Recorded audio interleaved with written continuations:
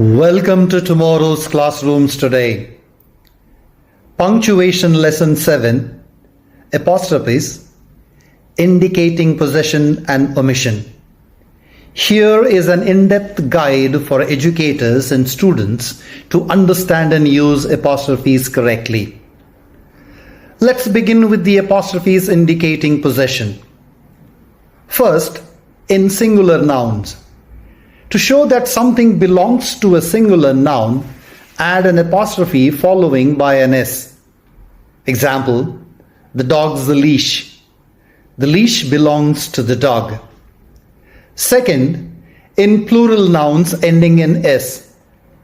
For plural nouns ending in S, add an apostrophe after the S. Example, the teacher's lounge. The lounge belongs to the teachers. Third, in plural nouns not ending in S. For plural nouns that do not end in S, add an apostrophe and S. Example, the children's play park. The play park belongs to the children. Fourth, in singular nouns ending in S, there are two acceptable forms. For singular nouns ending in S, either add an apostrophe and S or add an apostrophe after the S. Example, Charles's book or Charles' book. The book belongs to Charles. Fifth, in joint possession. When two or more singular nouns possess something jointly, add an apostrophe and S after the last noun only. Example, Jack and Jill's pail. The pail belongs to both Jack and Jill. Sixth, in individual possession. When two or more singular nouns possess things individually, add an apostrophe and S after each noun. Example, Jack's and Jill's pails. Jack's pail and Jill's pail. Now apostrophes indicating omission. First, formal contractions.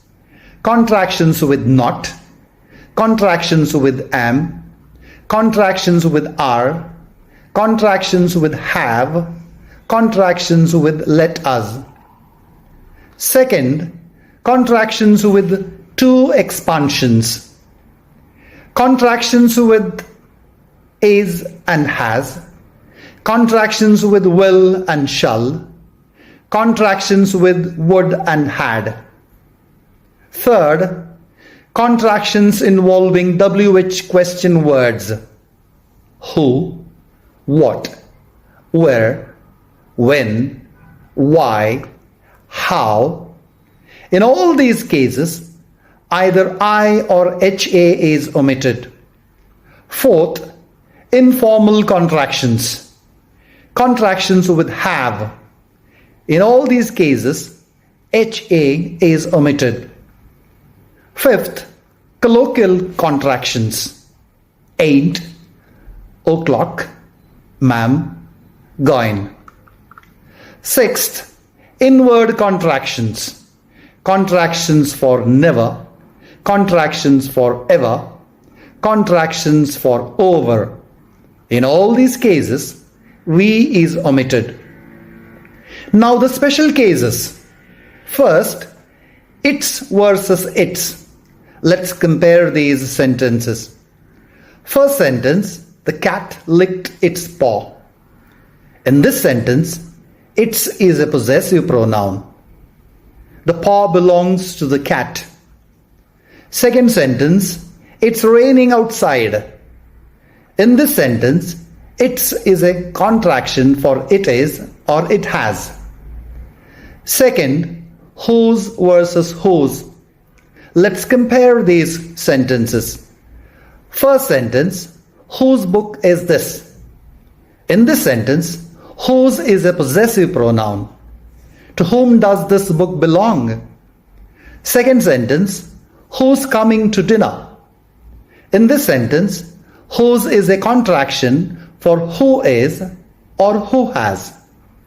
Third, your versus your. Let's compare these sentences. First sentence, is this your book? In this sentence, your is a possessive adjective. Second sentence, you're going to love this movie. In this sentence, your is a contraction for you are. Fourth, there versus there versus there. Let's compare these sentences. First sentence, their house has a red door. In this sentence, there is a possessive adjective. Second sentence, they are going to the beach this weekend. In this sentence, there is a contraction for they are.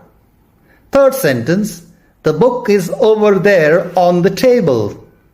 In this sentence, there is an adverb or place. Some of the common mistakes to avoid. First, avoid using apostrophes to form plural nouns. Consider these examples. Apples with apostrophe is incorrect. Apples without apostrophe is correct.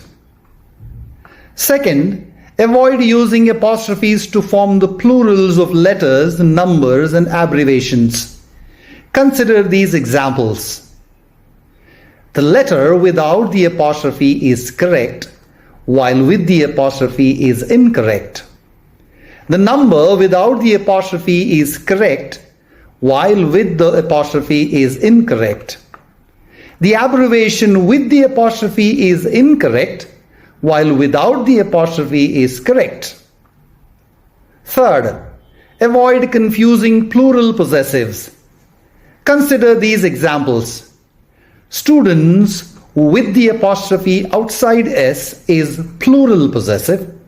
Students with the apostrophe inside S is singular possessive. Now let's test our understanding of apostrophes. Question 1. Match column A with column B to explain why apostrophes are used in each of the sentences below. 1 matches with B, 2 matches with A, 3 matches with D, 4 matches with C. Question 2. Decide if the apostrophes are used correctly or incorrectly in each of these sentences below. 1990s is correct. Hundreds is correct.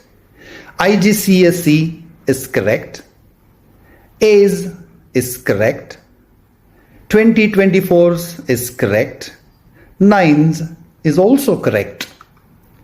Question 3.